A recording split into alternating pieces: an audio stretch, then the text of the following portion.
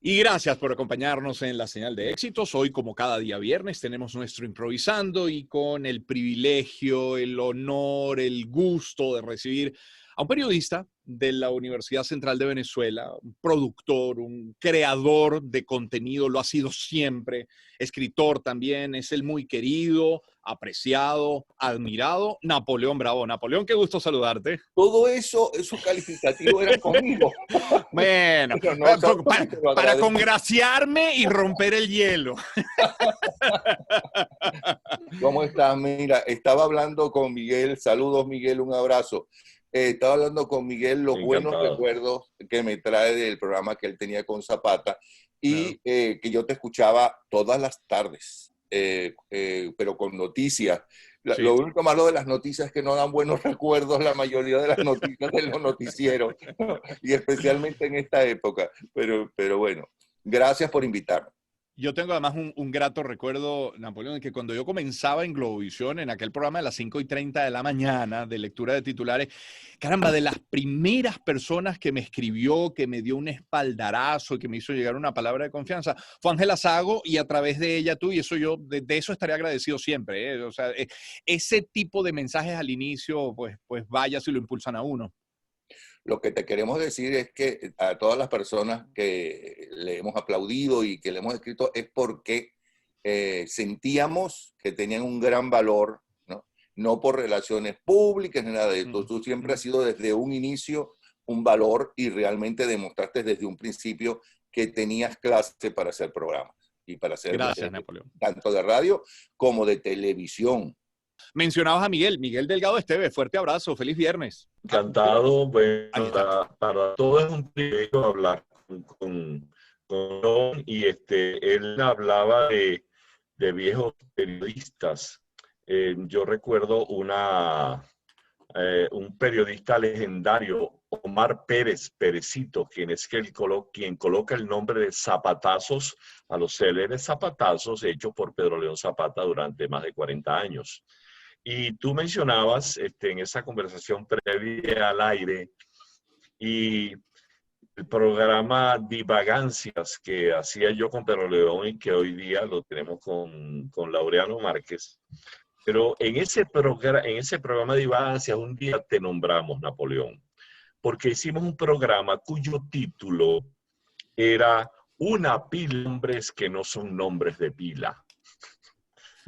¿Qué tanto te queda a ti de José Ovidio Rodríguez Cuesta? Bueno, a mí creo que nadie me llama José Ovidio en mi familia. Creo que a lo mejor unas primas mayores que yo me llaman José Ovidio, pero más nadie. Bueno, y mi mamá que me llama José, pero nadie más me llama, ni siquiera Ángela, nadie me llama José Ovidio. Por cierto, yo quisiera, ya que es improvisando el programa, Sí, total. yo quiero rendirle un homenaje a Carlos Montenegro, el director, el creador de los Clanners, con 3 muchachos más de primera, entre ellos Osvaldo de la Rosa, que murió justamente esta semana. Y en la contracarátula del disco más importante de ellos, donde está Mejor, creo, eso está firmado, lo que se dice, lo que se escribe, lo que uno se puede leer por Ovidio. Ese Ovidio soy yo. Pero Carlos realmente fue muy, muy, muy importante en el mundo de la música, no solamente por los Clanners, sino también como ejecutivo de Rodben, como representante de artistas como por ejemplo Carlos Mata y demás. De verdad que es una lástima, y además fue un gran muchacho y un gran intelectual. Sus artículos en Tal Cual fueron de primera. Y lamentablemente un cáncer se lo llevó esta semana. Napoleón, ¿por qué no comentas del origen de entonces el Napoleón Bravo como seudónimo? Eso entiendo que fue a los 19 años. ¿Por qué y para qué? ¿Cómo comenzó? No, eso fue a los 18, que era en esa 18. época, sí, no sé si ahora, pero en aquella época tú no podías trabajar en los medios sin pertenecer al sindicato de radio y televisión. Y para pertenecer al sindicato de radio y televisión y trabajar en la radio, no sé si para todas las artes, tú tenías que tener 18 años y pasar un examen. Entonces yo pasé el examen cuando faltaban pocos meses de que yo cumpliera los 18 años, estaba muy seguro que lo iba a pasar, no sé, bueno, debe ser la seguridad de la juventud, ¿no? Y pues efectivamente pasé y empecé a buscar clientes y cuando cumplí los 18 años, ¿no? Ese mismo, 1 o 2 meses antes de tener el título, cumplí los 18 años, empecé a trabajar y empecé a tocar puertas a ver quién me podía financiar el espacio de una emisora que ya no existe, pero que la fundó un hombre fundamental en la historia de la televisión como fue Veloz Mancera. Él era el dueño, él fue el que fundó, por cierto, el que organizó, que montó la televisora nacional Canal 5 y luego el primer canal privado que fue Televisa, que años después se convertiría en Venevisión con sus nuevos dueños. Sí. Bueno, ahí empecé y había que ponerme un nombre porque yo me llamo José Ovidio Rodríguez. Sí. José Rodríguez, media América Latina se llama José y la otra media se llama Rodríguez, se apellida Rodríguez. Y estaba de moda una serie, ya que James Bond, el 007, era un boom en el cine. En televisión, en Estados Unidos, hicieron una serie que se llamaba Mr. Solo, que también era un agente secreto y todas esas cosas. Claro. Y ese, dile a esta Robert Vaughn por ahí que me brinde un café. Que si Julieta, que le traigas un café a Napoleón. Yo también. Pero no se lo eches en mi computadora, por favor. Mira, a mí también me brindan, a mí también me brindan. Ese Napoleón, el protagonista se llamaba Napoleón Solo. Y entonces, bueno, Napoleón es un nombre muy sonoro. Sí. Vamos a ponerme Napoleón. Pero ¿qué apellido le ponemos? Porque hay que cambiarme también el apellido, Rodríguez. Y entonces Bravo sonaba fuerte, ¿no? Un sonido fuerte, y así salió Napoleón Bravo, porque además yo tenía dos personalidades. La que siempre le gustó la música, y fundamentalmente yo añoro la época de disc jockey, y el muchacho que estaba en la Universidad Central de Venezuela estudiando filosofía y letras. Entonces eran dos personas totalmente diferentes para la gente normal y corriente. Y así nació Napoleón Bravo. Hablando de la universidad, en algún momento pediste, estabas en la UCB y entiendo que pediste que metieran preso a los compañeros que no dejaban que las clases funcionaran. No, corrijo, que por aquellos compañeros que no permitían que las clases funcionaran, que los metieran presos a ustedes, los que sí querían estudiar, para ver si dentro de la cárcel podían estudiar. ¿Eso fue así? Tan dramático no fue. Yo estaba estudiando en ese momento física en la escuela de física y matemática. Estaba estudiando física y matemática. Y entonces, porque siempre me gustó la matemática y jugaba a hacer integrales y cosas de esas. Me distraía haciendo integrales. Y entonces, cada vez que iba a empezar un curso, venían a pedir dinero para los presos políticos del Partido Comunista. Y bueno, y entonces nos interrumpían las clases que estaban comenzando. Hasta que un día yo me paro y le digo, mire, ¿por qué no hacemos lo siguiente? Como ustedes todos los días nos interrumpen para pedir dinero, ¿no? Como si fuéramos millonarios nosotros, ¿no? Entonces, ¿por qué razón deberíamos ir nosotros a estudiar esas cárceles para ver si algún día podemos tener un curso completo tranquilo? Y se formó un lío. Y evidentemente no me fui por eso, sino fui a OVE a decir, bueno, yo no me siento contento estudiando física. Entonces me metí en ingeniería, ¿no? Y entonces tampoco, hasta que me dijeron en OVE, ¿por qué no te metes en la coral, en la estudiantina, en el teatro? Si a ti te gusta escuchar radio, porque yo era un fanático de Eduardo Morel y de Clemente Vargas Jr., de su programa. Claro. Y entonces dije, bueno, está bien, me voy a meter en el teatro universitario. Y ahí inmediatamente me metieron en el teatro y fui uno de los protagonistas de Joe William Shakespeare, que es unas adaptaciones de varias de las obras de Shakespeare, que adaptó Cabrujas, ¿no? Y que dirigió Nicolás Curiel. Y Nicolás Curiel. Sí, pero sobre todo Alberto Sánchez, aunque Nicolás aparecía como el director.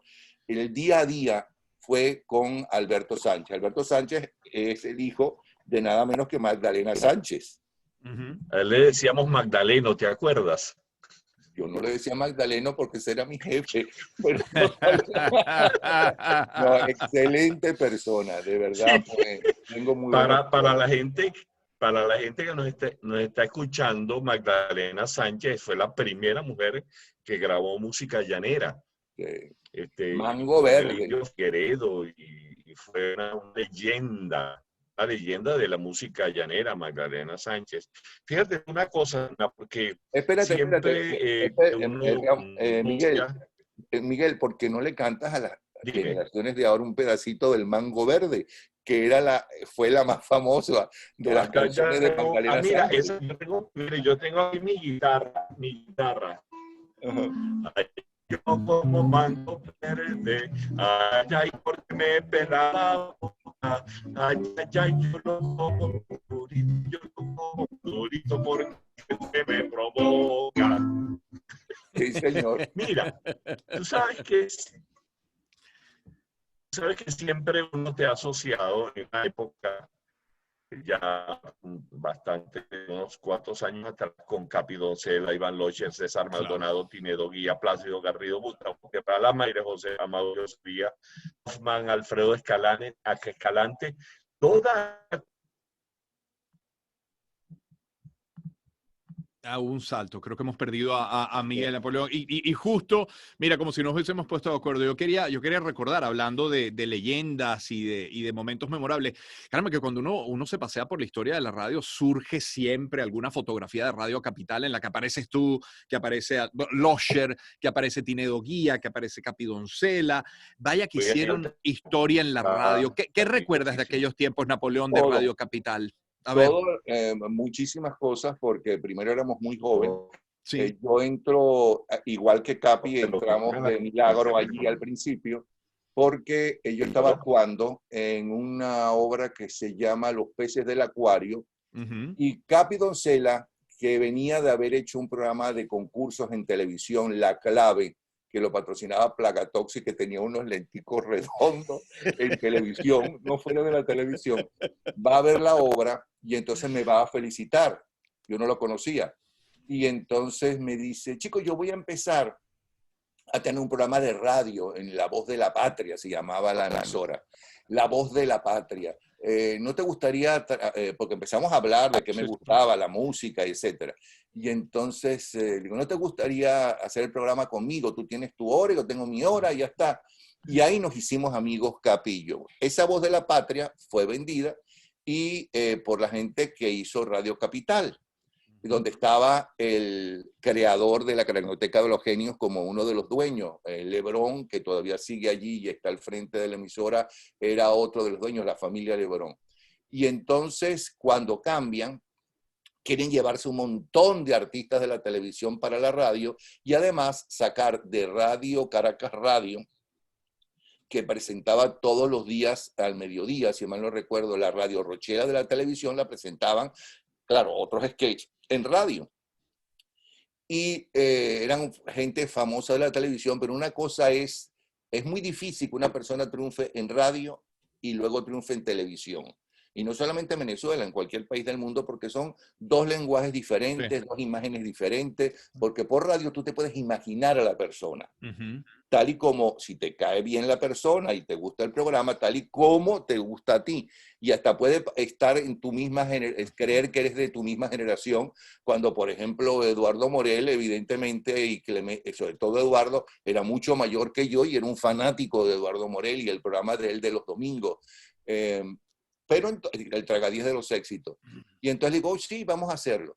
Cuando la venden, nosotros debíamos dinero, tanto Capi como yo, a la emisora, y porque yo empecé a hacer un programa que se llamaba Bananas y regalaba cambures a la gente que llamaba. Y entonces mira, bueno, uno de ellos, como no resultó la primera programación de ellos, porque la gente de la televisión o no iba porque estaba grabando o era otra cosa diferente, ahí resultó la Radio Rochela Radio. Y entonces nos dijeron, bueno, quisieron hacer un periodo de transición.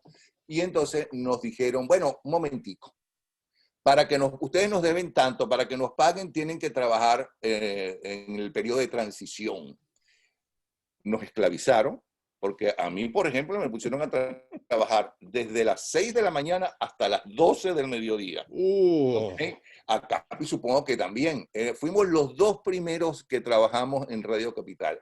Y lo quisimos justo tanto que decidieron dejarnos y poner a Adolfo Martínez Alcalá en las noticias, que no sé si ya venía de la primera programación, que él es mi segundo padre, Martínez Alcalá, le tengo un cariño extraordinario, y fueron metiendo poco a poco, rellenando los espacios, porque nos tenían explotados, se llama una explotación, aunque les tengo mucho cariño. Y entonces así llegó, creo que el primero que llegó fue Iván Locher. Luego llegó César Maldonado, que si mal no recuerdo una vez me dijo Gustavo que él era fiscal de tránsito. Y entonces lo paró una vez y entonces le dijo, coño, tú tienes muy buena voz, ¿tú no quieres meterte en la radio? Y digo, sí, me encantaría. Y así fue como entró César Maldonado. De los últimos en entrar, bueno, esos son los primeros. Pinedo, yo creo que con esa voz desde muy pequeño estaba en la radio, que ese es el mayor de nosotros. Ese es un sobreviviente, Pinedo Guía. Y así comenzamos. Oye, ahora que mencionas a don Adolfo Martínez Alcalá, ¿cómo nos marca la radio? Napoleón, yo recuerdo muy pequeño, antes de los 10 años, bajar a la playa con mi abuela un sábado, un domingo y escuchar Esta Tierra Mía con don Adolfo, que aquello era una joya de programa, ¿no? ¿Cómo nos marca la radio, cierto? Ese era su programa favorito. Él lo hacía con gran amor. Bueno, todo lo que hacía lo hacía con amor. Y no lo digo, yo no soy de los que se muere una persona y aunque haya sido un villano, digo, ay, bueno, pues, pobre gente, se murió cuando no. Sí. Adolfo Martínez Alcalá era un señor, fue mi segundo padre, junto con Reino Tolino. Los 2 mejores, ni siquiera amigos, padres que yo tuve, fueron ellos 2. Y madres, Cecilia Martínez y Rosalía Romero, ¿no? Por citar a 2 de ellos. He tenido una suerte extraordinaria en mi carrera de tener los compañeros que he tenido, entre ellos Zapata, porque con Zapata hicimos un programa de 2 generaciones. Cuando me voy de aeropuerto, lo hago después con Cecilia, y Adolfo lo hago con Zapata, que tú sabes perfectamente bien quién fue como persona Pedro León Zapata. Sí. Bueno, nuestro gran amigo. Tú entras a mi casa, donde vaya, tú entras a mi casa y lo primero que vas a encontrar es un enorme cuadro de Zapata, de su primera exposición en el museo, con la cual se abrió el museo, que era una señora saludando como desde una ventana, que tú ves ese cuadro y te alegras. Y ves al lado otro de Jacobo Borges, él saliendo de la ciudad, un autorretrato, y atrás está Caracas. ¿No? De los 2 he tenido una amistad también extraordinaria. Tú sabes que con Zapata, que lo estás nombrando, bueno, ya sabemos la gran amistad que tú tuviste con él, también fue nuestro gran amigo y también un guía para todos nosotros, Napoleón, el caso de Laureano Márquez. Pero tú nombraste a una persona y yo quiero cantarte un jingle, a ver si tú recuerdas esta historia. Suspirando está en el baño Ana María de la Luz, porque ella quiere bañarse con Yolaud. Y su madre no concibe que Ana María de la Luz quiera meterse en el baño con Yolaud. Mamita, mamita, prepárame un ataúd, si no me dejas bañarme con Yolaud. Bueno, no es una cosa, no la recuerdo. Sé de esa canción porque me la cantaba Cecilia Martínez, que era quien cantaba justamente ese jingle. Estamos hablando de los años 40 o 30, no sé qué. Estamos hablando del Jurásico temprano, pero es que ella me contó que el primer jingle en la radio venezolana fue ese. Y ella tenía que cantarlo en vivo porque no habían estudios de grabación para grabar los jingles. Los jingles se hacían en vivo. Y ella cantó este jingle de un jabón que yo no sé si existe todavía, pero lo divertido de que ella contaba era que prohibieron ese jingle por erótico, por su alto contenido erótico en la época de los inicios de la radio venezolana. Mamita preparaba ella quería meterse con John Laud y yo en el baño, pero John Laud es un jabón, no era un señor. Sí, pero estaba hecho con toda la mala intención Sí, esa letra. Pero bueno. indudable. Todo el doble.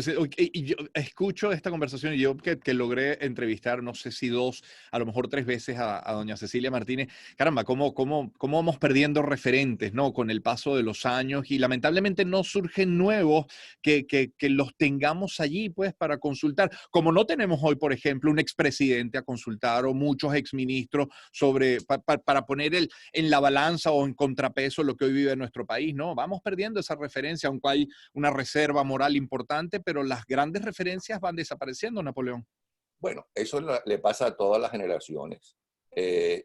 Hoy están empezando a trabajar gente más joven que nosotros, inclusive más joven que tú, que a lo largo del tiempo van a demostrar muchos de ellos su calidad extraordinaria como personas y como artistas. Claro, pero por ejemplo, en materia política, claro, con un gobierno que tiene 21 años, pues bueno, ¿dónde están los expresidentes a consultar, no? Sí. Hablando de récord y de tiempo, Napoleón, Gente en Ambiente tiene récord, ¿cierto? ¿Cuáles récords tiene Gente en Ambiente? Porque Gente en Ambiente exactamente es un homenaje del fanático seguidor de Clemente Vargas Jr. y Eduardo Morel. Cuando yo era muy pequeño, tenía 2 problemas graves. Espérate un instante que te las voy a mostrar. A ver. 2 problemas gravísimos tenía, que aquí están porque todavía los guardo. Tenía Elvis. Ajá. Ajá. Que era de la generación de mis primas mayores. Y el otro no lo tengo porque se lo cambié a mis primas por que es el de Billo. Uno de los de Billo, que no recuerdo cuál es, pero que fue una extraordinaria persona. De hecho, yo conozco República Dominicana gracias a Billo y gracias a Jovito Villalba. Los dos me dieron paseos por diferentes partes de República Dominicana. Y entonces, pero Eduardo Morel me daba los domingos en la tarde otro panorama diferente, no solamente el rock and roll, sino también empezó a meter la música europea. Y entonces yo me quedaba toda la tarde, no iba a la playa por escuchar el programa El Tragadíes de los Éxitos. Y los sábados no iba al Coney Island por hacer yo un programa que competía con El Tragadíes de los Éxitos en la sala de mi casa, jugando a eso. Hasta que hago Gente en Ambiente. ¿Cómo fue Gente en Ambiente? Ese fue el segundo programa que yo hice en mi vida. El primero se llamaba Sesión Beat. ¿Okay? Después que ya estoy en una emisora grande, creo que eso empezó antes de Capital inclusive. Ok, lo cierto es que empiezo, porque a mí lo que me gustaba era la música. ¿Por qué me gustaba la música? Porque tuve que vivir 3 años fuera de mi país y tendría como 14, 15 años y me doy cuenta que yo soy de un país, que yo soy de un país lleno de colores,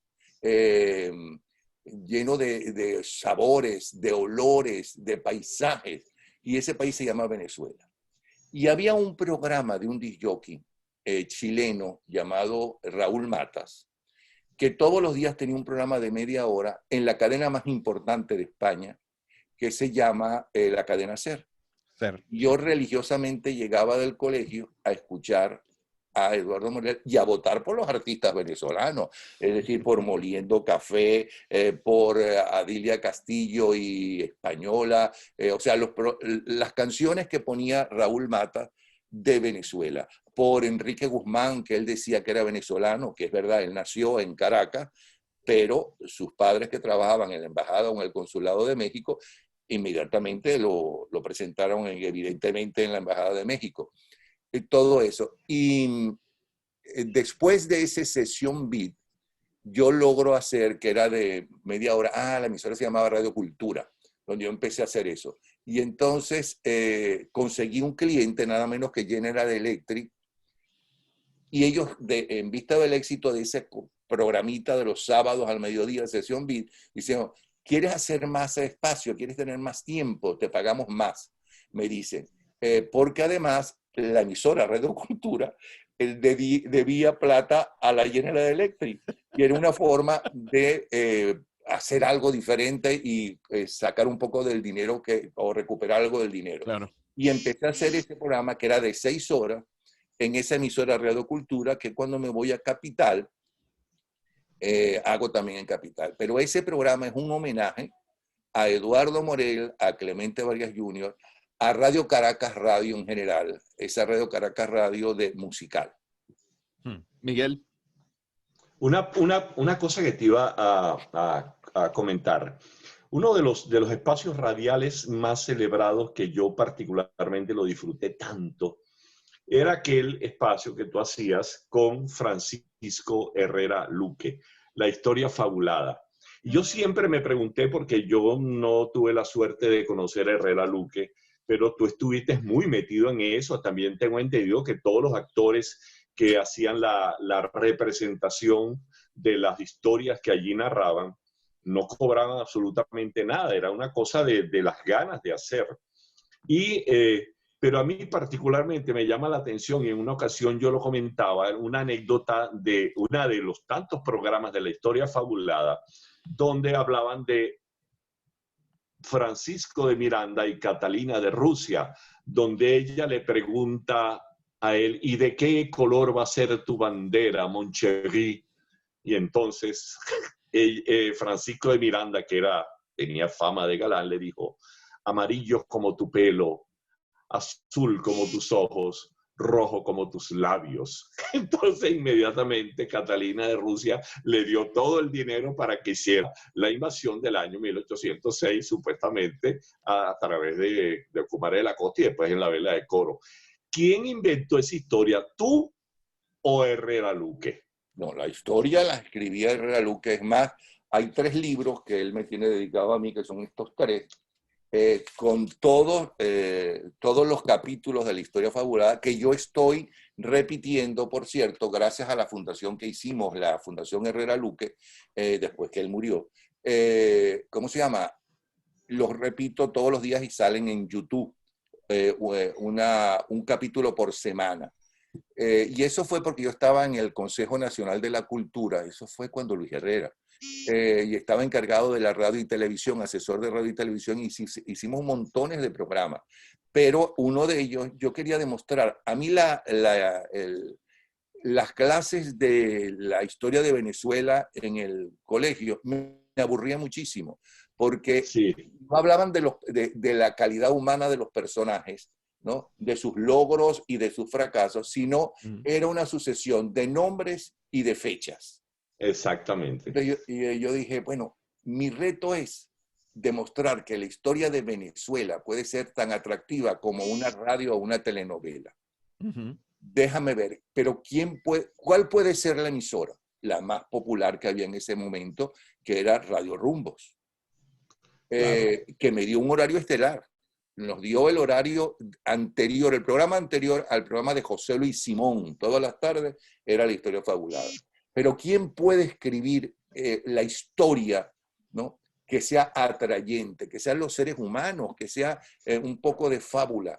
Y entonces, ¿quién mejor que mi amigo Francisco Herrera Luque, que venía de Bob Esdrúbal Gallo y demás? Y así nace La Historia Fabulada, que duró 3 años.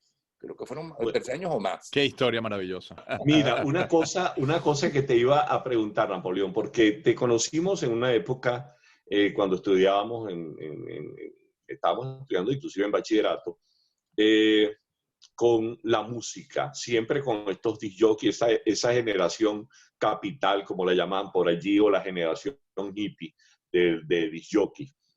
Pero hay algo que a mí me llama la atención.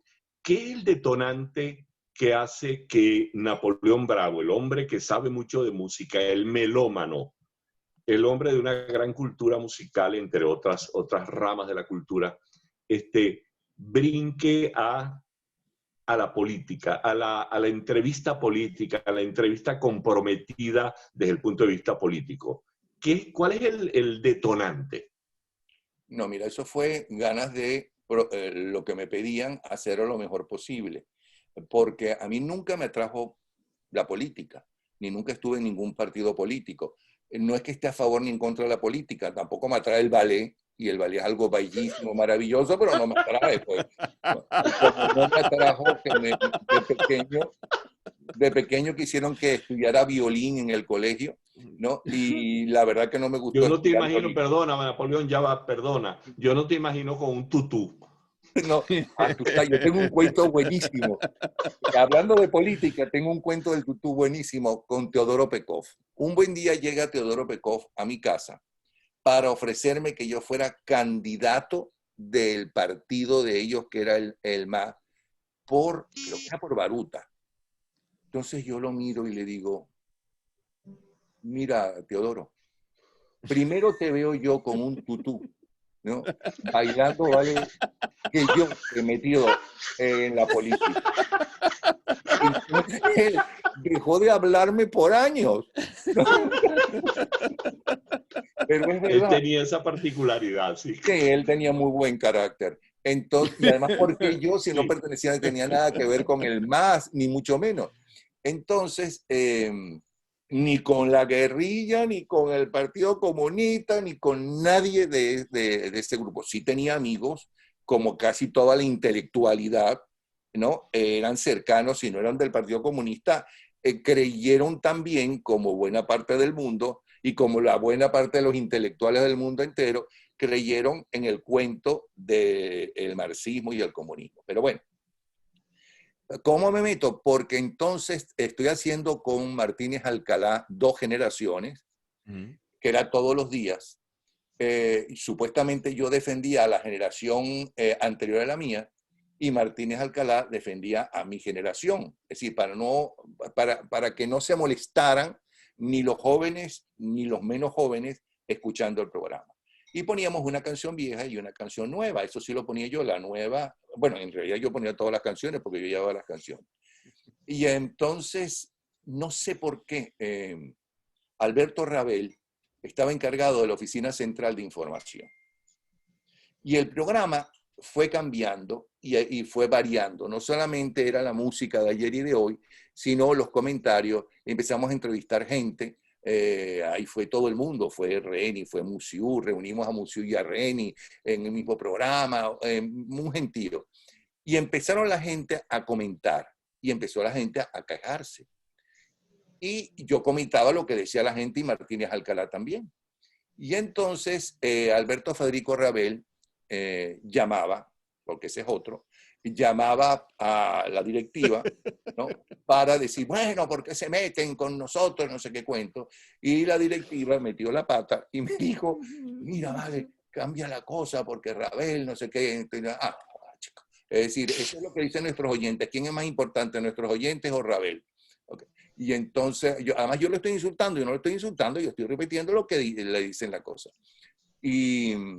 Pero Rabel siguió fastidiando, pero Rabel, que es muy valiente, por cierto, y lo ha demostrado, muy talentoso, sí. Entonces trató de conquistarnos a nosotros. Y que nos fuéramos al Canal 8 a hacer también el mismo programa. Yo no voy a hacer no voy a ir a un canal oficial, ¿no? A hacer nada. Y menos contigo.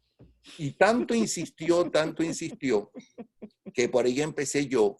Entonces ya, ¿no te gusta la cosa? Entonces empecé yo a meterme en política, no con un partido político ni política, sino que también meter los problemas políticos en el programa y a entrevistar también a políticos en el programa junto con Adolfo Martínez Alcalá. Y así entonces me metí yo en eso. Y con el único que en una oportunidad yo me fui al mes de la fundación de Televen fue con una pelea con Rabel. A ver, Napoleón, ya que entramos en la televisión, hace un instante comentabas que, bueno, que es muy difícil tener éxito en radio y tener éxito en televisión, aunque aquí hubo la moda hace algunos años, desde la directiva de los medios, sobre todo de radio, de que, bueno, perdiendo un poco la magia aquella de que tú te podías imaginar al locutor como te diera la gana porque no lo conocías, más bien buscar los talentos en televisión, porque desde el punto de vista comercial es muy atractivo que ya conocieras a la persona, sobre todo si la persona, pues bueno, tenía buena pinta, ¿no? Pero tú has logrado lo has hecho, ser muy exitoso en radio y exitosísimo en televisión. Y podríamos hablar de Chica 2001 y podríamos hablar de Línea Directa, podríamos hablar de Fuera de Línea, podríamos hablar de, no sé, concurso millonario, gente como uno, pero a ver, 24 horas, vaya qué programa 24 horas, en el que uno tenía la sensación, Napoleón, que tú hacías lo que querías y como querías. ¿Fue así? ¿Hiciste en ese programa lo que quisiste y como quisiste? Mira, yo he trabajado en teatro, Sí, hice una película, sí. escribí columnas en la página de cultura del Nacional y también del Universal, de música, y soy de los fundadores como columnista de Meridiano, y trabajé en todos los canales. Nadie nunca... y fui director de Momento. Empecé muy joven en Momento como columnista y terminé siendo el director de Momento y darle el Premio Nacional de Periodismo a Momento y convertirla en la segunda revista de mayor venta en Venezuela en ese momento. La de mayor venta era Bohemia, que además regalaba cada semana un libro Sí, de un autor famoso. sí, sí. Pero nadie en ningún momento, ninguno de los dueños de ninguna emisora, de ninguna, ni de radio, ni de televisión, ni de prensa, me dijo, métete con fulanito, apoya a fulanito. Nadie, nunca.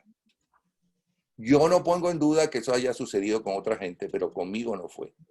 Los problemas que se suscitaron era por la defensa de algunas de las víctimas de los diferentes gobiernos, como por ejemplo la matanza del Amparo, pero no por los directivos de la emisora, sino por las presiones que ejercían los burócratas de ese gobierno. Más nada. Eso te lo puedo asegurar. Y en cuanto tengo una anécdota de 2001, A ver. y eso te lo puede decir Fernando, que está vivo en Miami, de los dolores de cabeza del pobre Fernando, porque acuérdate que las mises tenían fama de que eran bobas, cosa que es mentira, había unas más cultas que otras, como todos los seres humanos, como en todas las profesiones. Sí, Y entonces se le ocurrió, vamos a empezar con Napoleón Bravo, que siempre quiere hacer musicales, porque cada vez que me llamaba una emisora de televisión para hacer un programa de opinión, yo le decía, primero, a mí no me gusta la política. Los políticos no son amigos míos. Yo no pertenezco a ningún partido político, o sea que los van a presionar a ustedes, porque a mí no me pueden presionar. ¿Saben qué es lo que yo quiero? A mí me gustaría hacer como Amador Ventallán. Yo quiero hacer Sábado Sensacional, que es lo que a mí me gusta, ¿no?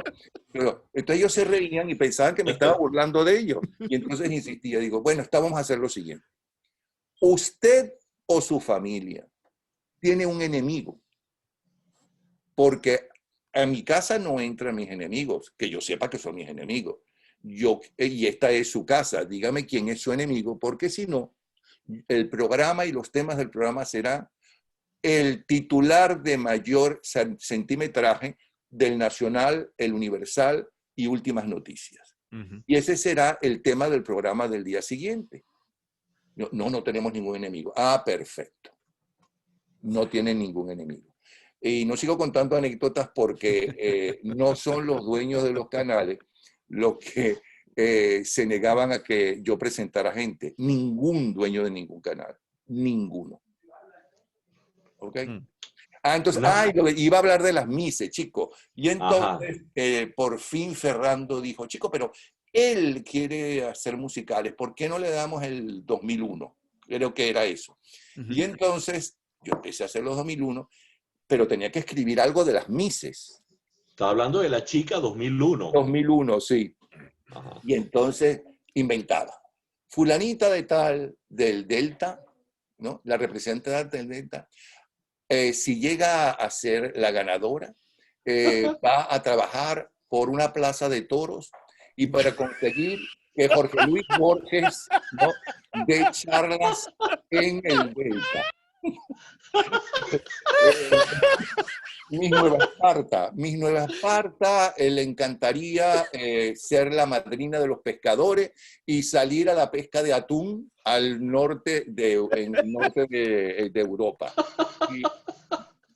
Y entonces, ellas decían, bueno, eso era mientras ella desfilaba, y yo imagino que ella, entre el nerviosismo y las pendejadas que está diciendo ese señor que está hablando ahí, no sabrían qué hacer. Pero ese cuento se lo puede echar Ferrando. Ah, bueno, y también, pero bueno. Ah, bueno, y en cuanto a Bravo 24, ¿cómo se llama? 24 horas. 24 horas. 24 horas. Yo lo recibí, ese programa tenía media hora. Cuando yo lo recibí. Cierto. Era de media hora. Y quien fue y es una gran amiga mía, le preguntaban al invitado. Primero le decían qué invitado va a ser. Y luego le decían a los productores, ella le preguntaba a ese invitado el día anterior, ¿de qué quieres hablar? Entonces yo vuelvo a decir lo mismo, yo hago un programa, ¿y qué le voy a preguntar si a mí no me interesa la política? No sé, le voy a preguntar de actualidad, y si es de actualidad, evidentemente lo que es noticia es lo que está mal hecho, lo escandaloso. Si hay un accidente y mueren 2 personas, no es tan noticia de primera como si hay un accidente y mueren 120 personas. ¿Okay? Entonces, y ya lo saben, y saben que los políticos se quejan de todo. Son unos adulantes cuando quieren ir a la televisión, pero cuando están en el poder, ¿no? Son unos dictadores, que hay que hablar solamente bien de ellos. Eso no soy yo. Y además yo vengo de hacer un programa que se llama La historia contemporánea narrada por sus protagonistas para la Fundación Neumann, que fue presentado cada capítulo por un expresidente diferente. Es el único programa en la historia de televisión que ha logrado eso. Recuerdo que Rómulo Betancourt, que era el más reacio a la televisión, solamente se pensaba prácticamente en Buenos Días, gracias a Carlos y Sofía, sí, claro, a quien les debo mi primer premio nacional de periodismo, por cierto, sin conocerlo en ese momento. Me dijo, Napoleón, usted me gana por cansancio. Entonces yo dije, no es el primero. Ese fue Betancourt. Ese fue Rómulo Betancourt que te dijo eso. Rómulo Betancourt, sí. Usted me gana por cansancio. Entonces, bueno, yo venía de hacer eso. Yo venía de entregarle a la biblioteca en un programa que tenía en Radio Capital llamado Especialísimo, del cual salió este libro, ¿no? Donde, entre otros invitados, y el único que está aquí que no son textos míos, es Gabriel García Márquez. Entonces, yo venía a decir, pero ¿por qué tienen que ser todos los días políticos? Déjenme a mí irlo llevando poco a poco. Si ustedes me llamaron es que tienen confianza en que yo pueda hacerlo bien. Bueno, déjenme. Bueno, el programa terminó siendo normalmente de 2 horas, a veces de 3, y en los programas especiales que hacíamos para conseguir dinero o algo para la gente humilde, duraba hasta toda la mañana, hasta las 12 del mediodía, hasta cuando empezaba el noticiero y las telenovelas del mediodía. Entonces, y además, había un solo programa a la semana que era político. Uno solo. Pasó de ser un programa político a ser un programa donde hice la adaptación del Soberbio Orinoco de Julio Verne, exactamente en los sitios donde él se desarrollaba, de conseguir dinero para la gente, conseguir casas para gente humilde con ayuda de los gobernadores, hacer concursos de limpiezas de 2 pueblos diferentes, hacer homenajes a nuestros artistas, hacer la historia del bolero, la historia de la música criolla, todo ese tipo de cosas. Hasta que llegó Chávez Frías, y entonces ya en el poder, porque cuando estaba fuera del poder jalaba como loco y era muy simpático, por cierto, y entonces empezó a politizar todo y a dividir a la población. En ese momento, entonces, yo me empecé a meter con Chávez Frías. Recuerdo, por ejemplo, cuando él dijo, en un año, ¿cómo se llama? La Carlota será un parque temático. ¿No se acuerdan de cuando dijo que iba a ser un parque temático? Claro, bueno, claro.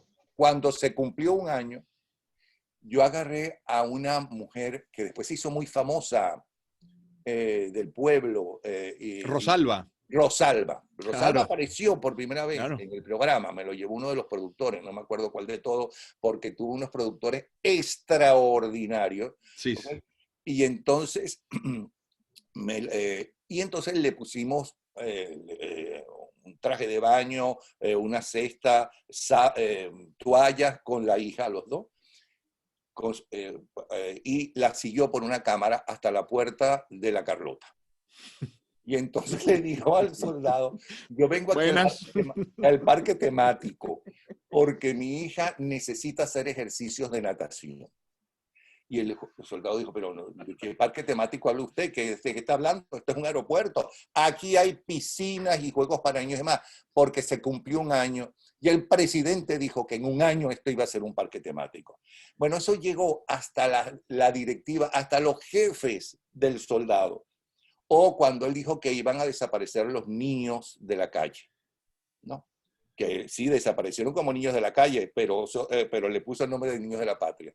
Cuando pasó también un año de que él dijo eso, hicimos un programa, la mayoría de los programas eran en vivo, y entonces íbamos y veíamos un niño en la calle, ¿no? Digo, ¿y qué haces tú en la calle? ¿Por qué no estás en el colegio o en tu casa?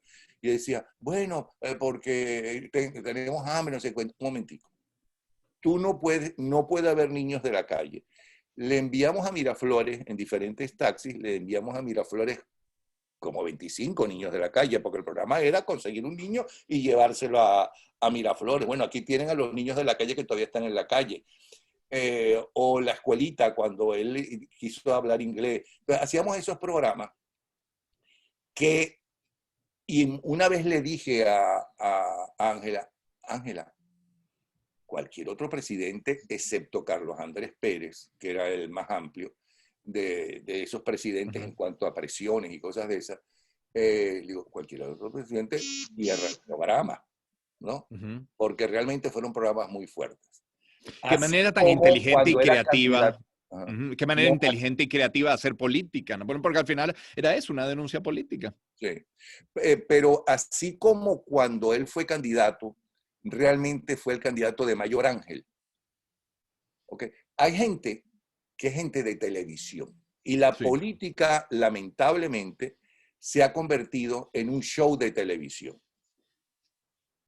Cuando fue este debate de Trump con el candidato demócrata, antes del debate, yo hablaba con Ángela y le decía, esto lo va a ganar Trump, ¿no? Pero acuérdate que Trump es muy agresivo y no sé qué, y el otro es más bien serio, por eso lo va a ganar Trump, porque además Trump es un hombre de televisión, es decir, porque tiene la experiencia y además tuvo éxito en los programas de televisión que hizo. Bueno, jamás pensé que iba a ser un gallinero como fue.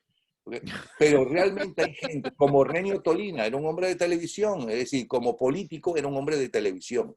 Te quería preguntar, ¿qué viejas melodías venezolanas te hacen aterrizar en tu tierra de gracia, en la tierra donde tú naciste, de donde tú eres parte del ADN de este país? Bueno, muchísimas.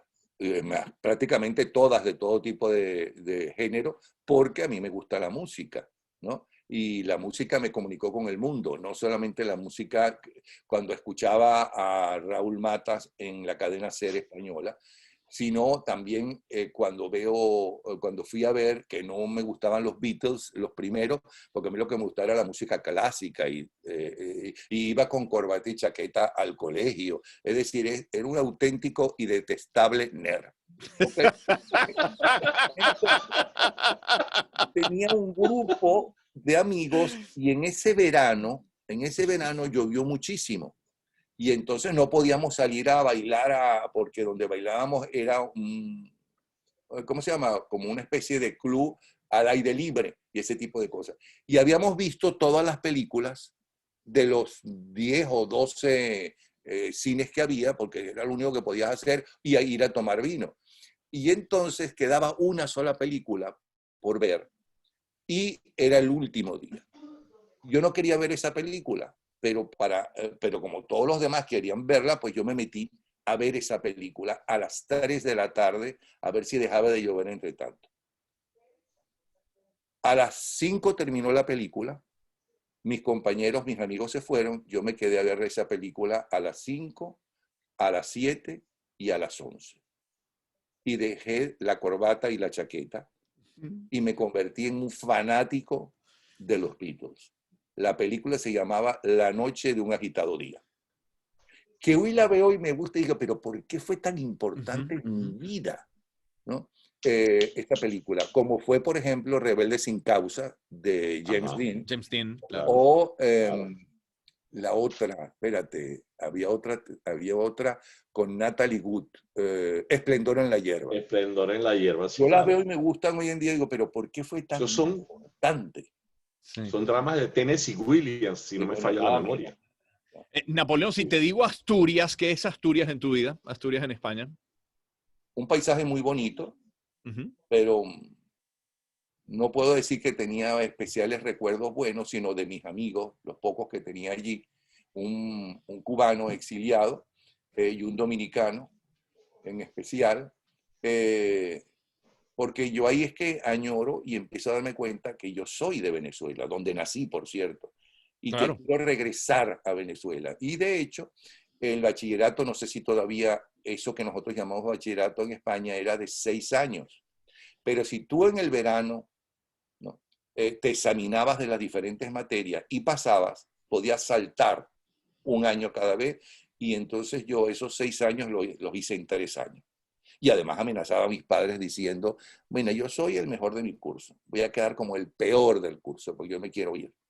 Porque allí está el resto de mi familia, están mis primas, que eran como mis hermanas, están mis amigos del Colegio La Salle de la Colina, están mis colores, mis sabores, yo soy de allí, ¿no? Esto es muy bonito, todo lo que tú quieras, hace mucho frío, a mí no me gusta el frío, ¿no? El clima de Caracas es algo extraordinario, ¿no? Sí. Estoy hablando de las Caracas de los años 60, Claro. que ya había empezado a crecer desde la época de Pérez Jiménez, pero en los 60 tú ves un boom, y en los 70 y en los 80 veías la ciudad crecer, como hoy en día tú ves, por ejemplo, a Orlando crecer. Claro. Me recuerda mucho, por cierto, a la Caracas de los 60 por el crecimiento. Tú dejas de pasar un mes por un sitio y ves que ya ahí hay algo nuevo. Sí. Esa era la Caracas de los 60. Napoleón, corrígeme si me equivoco, entiendo que un abuelo tuyo fue fusilado por Franco y otro logra escapar. ¿Eso es así? Y bueno, mi papá logra escapar y mi abuelo, porque es que mi abuelo es uno de los fundadores del PSOE en el norte de Asturias. ¿Okay? Pero yo me entero de todo eso luego, muchísimo después, y ni siquiera por ellos, ni siquiera por mis padres, por grandes amigos que tenía mi padre en Asturias. Te pregunto eso porque teniendo ese lazo, te atrae, te llama la atención, sigues, te preocupa lo que está sucediendo en España hoy en materia política, ¿no? Me da tristeza. Claro. Pero no solamente en España, es que el mundo está hasta para arriba. Todo el mundo, pero lo de España es increíble. Yo no acabo de entender por qué. Es que yo he llegado a la conclusión de que los políticos, en general, sean democráticos o sean unos dictadores, ¿no? Son un poco como los narcotraficantes. Y si además de ser narcotraficantes tienen poder político, estamos fastidiados. Que creen que son impunes y que lo merecen todo, ¿no? Y que pueden destrozar su imagen histórica, ¿no?, por el negocio. Y lo digo, ya que me hablaste de España, por el propio rey de España. Es decir, un rey que tiene tanto mérito, que heredó una dictadura, ¿no? Y él decidió que no iba a ser un dictador, sino que el país merecía una democracia y entrar de lleno a Europa y demás. ¿Por qué hizo después lo que hizo? Que se tiene que ir inclusive de España por todas las acusaciones que hay, por todo lo que hizo en su vida privada. Y no sé. ¿Y por qué también un pueblo vota por un señor del PSOE, el candidato del PSOE, que el pueblo ya sabía que era un tracalero, que se copió completo todo un trabajo de grado, se lo copió descaradamente y se lo sacaron a relucir, ¿no? Y así todos votaron por él? Entonces tú dices, bueno, yo no entiendo. Son los políticos. y sus pueblos también. Miguel, ya vamos llegando al final. A ver. Sí, ya vamos llegando al final. Napoleón, siempre acostumbramos en los improvisando, y sobre todo cuando es un venezolano que está fuera de su tierra, de dedicarle una canción. Una canción que te arrime a esta tierra, que te sacuda el corazón y que te permita pensar que si es posible el milagro. Como me dijo una vez el maestro Dionisio López Orihuela, tenga usted fe que los milagros son posibles. Él fue director del Liceo Andrés Bello y yo tuve la suerte de ser tutoriado por su hija en mi tesis de grado. Y entonces, pero eso de que el milagro sea posible, ¿qué canción te traería a ti a esta tierra? Bueno, mira, uno de los plays que toda mi vida ha sido de mis favoritos y que guardo, aquí lo tengo. Chelique. Vamos a hablar de música y los long plays que para mí fueron importantes. Es este, de Chelique Sarabia y Rosa Virginia Chacín, Un momento contigo, donde tiene esa canción, tiene No te muerdas los labios, Feliz y contenta, tiene Mi propio yo, Hoy he vuelto a llorar. Este es uno de mis favoritos. Toda mi vida, no de ahora solamente, toda mi vida. Perdona, y no lo canto, aunque estudié canto con la profesora Lucía Gilitz, porque sí, creo que la profesora Lucía Gilitz me ve y cambia de acera de la vergüenza. No, de la vergüenza. Ya lo sabemos, ya lo sabemos, ya lo sabemos, no te caracterizas por eso. Tal vez mi propio yo viva contigo. Por eso mis canciones son tan tristes. Tú misma me lo has dicho sin cesar. Quisiera sonreír como me dices y no con esa mueca de ansiedad. Pero yo quiero recordarte una canción de Simón Díaz. Si mi querencia es el monte y una flor de araguaney,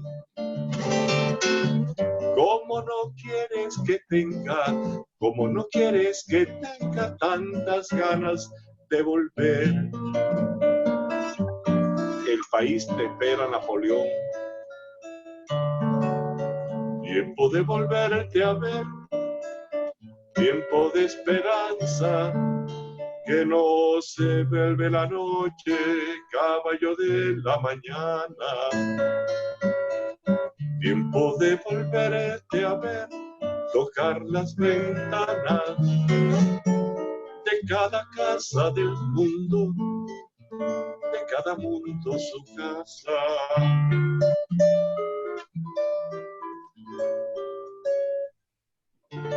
Encantado en verte, Napoleón.